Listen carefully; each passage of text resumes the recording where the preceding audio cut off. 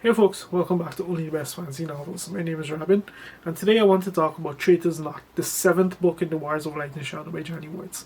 And after the way that Perils Gate ended, this book really brought the series back up in terms of my esteem and my satisfaction with how things have been playing out.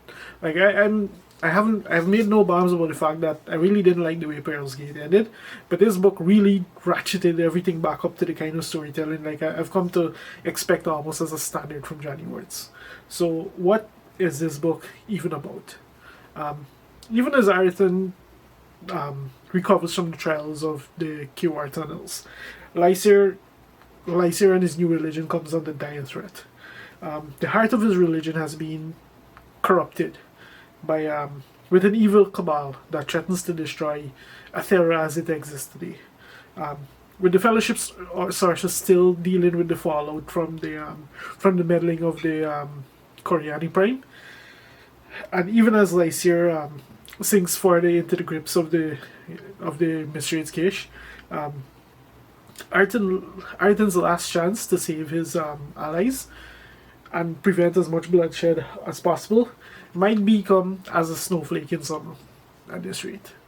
So this is the penultimate book in the sub arc of the Alliance of Light, and it very much reads like that.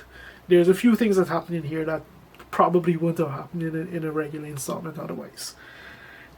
So first and foremost, Janny makes up for the frustration that they felt at the end of Perilous Gate by delivering just an absolutely intense book. Like this book very much has the feel of a story that's the penultimate installment to an arc. Like it's very intense. Quite a lot happens in here. Like a bunch of very climactic events, and not just that. Like some plot threads that have been developing since the start of the arc. 3 books ago at this point. Like we begin to see some closure on some of them and these kind of things. So with all of that happening, like this book just feels satisfying on a higher level than any of the others before. Just from purely that technical standpoint, essentially.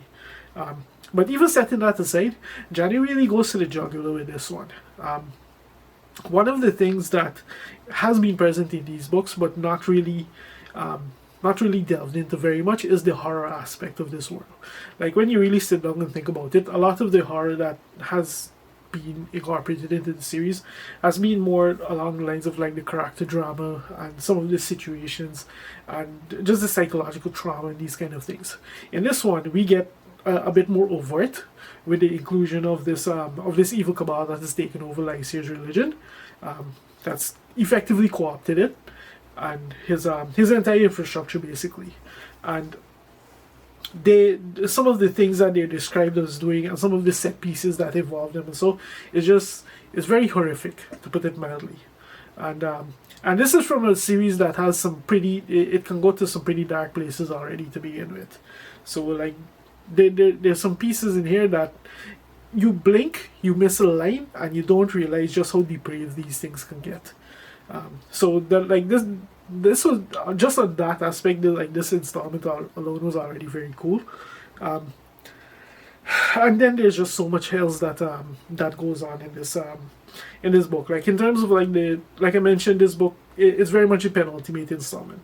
So some plot lines get wrapped up in potentially satisfying ways. Will they continue on into the next book? Maybe, maybe not. But where they end, they do end in what can be seen as a very satisfying way. And in addition to that, we get some smaller climaxes to some events that have been building, essentially. Like there's one in particular, reunion that's been almost 30 years in the making, and the way that plays out is just absolutely tragic, to put it mildly. And these kind of things, like, and Janny has a way of like really dabbling with and really messing with you. Like the series has some really good highs, and it also has some really depressing lows when it's ready. And even in this penultimate installment, it's not that this is all just wrap up or so.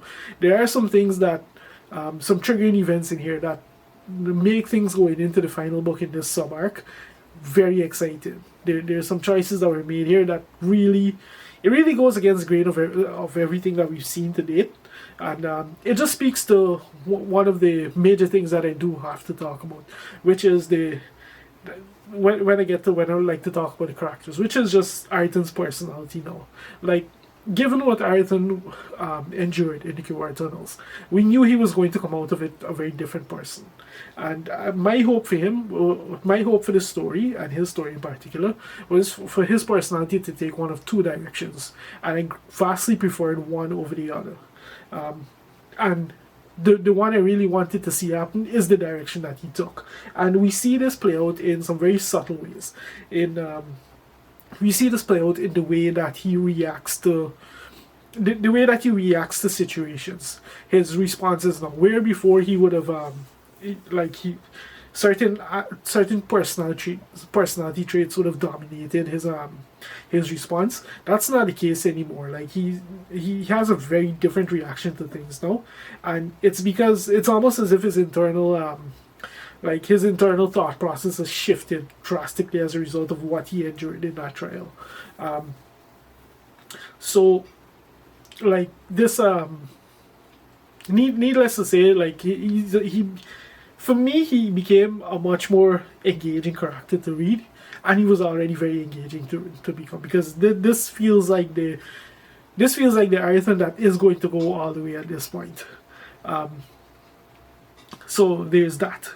Then there's Lysair himself. Like, Lysair faced, for me, it felt almost like Lysair faced a real reckoning in this book, because everything that he faces, everything, the good and the bad, is almost as a direct consequence of the seeds that he's sown.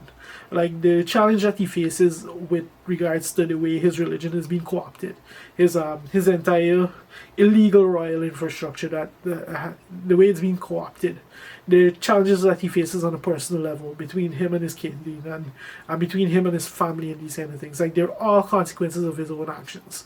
And one thing that, like, as he goes through these challenges and he has to face them one way after the other, like, it just, like, one of those relationships in particular, when you compare it to the other version of it that we've seen so far, throughout most of the books, like, it's clear just how drastically Lysair is affected as compared to Ayrton, setting aside the fact that they're already two very different people to begin with.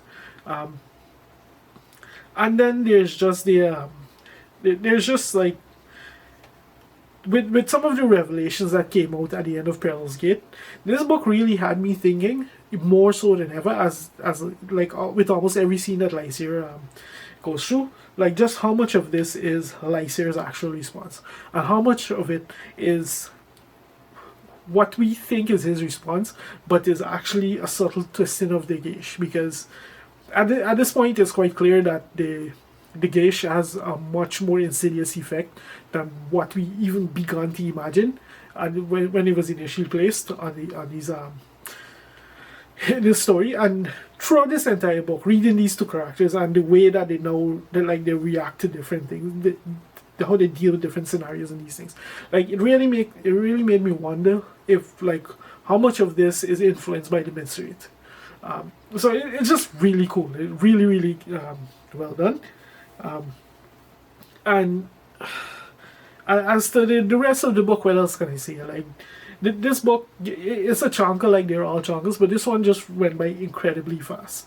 Like, I don't know if it's because like, this one didn't have a lot happens, like quite a lot happens in this page count, in terms of, like, just the sequence of events and the actual step-by-step plot that happens, as compared to Pearl's Gate, where, like, quite a lot of important things happen, but the actual page count that it took to depict those things was quite a bit longer. Like, when you compare this when you compare certain events in this book as compared to certain things like the trial that Arthur undergoes, or the entire scene where in Pearl's Gate, where he's essentially running for his life and these kind of things.